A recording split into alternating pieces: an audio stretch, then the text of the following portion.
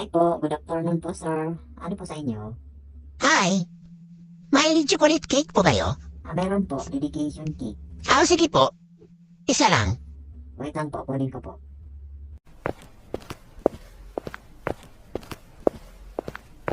Ito na po sir. Ano pong isulat natin? Happy birthday po. Happy 12th anniversary tart. Yan ang isulat mo. Sige po. Sir? Sure ka po? Hindi happy birthday? Hindi. Happy anniversary ang isulat mo dyan. Bakit mo pinagpipilitan yung happy birthday? Bago ka lang ba dito? Opo sir, pangalawang araw ko pa lang po dito. Hindi ko po kasi alam yung spelling ng anniversary sir eh.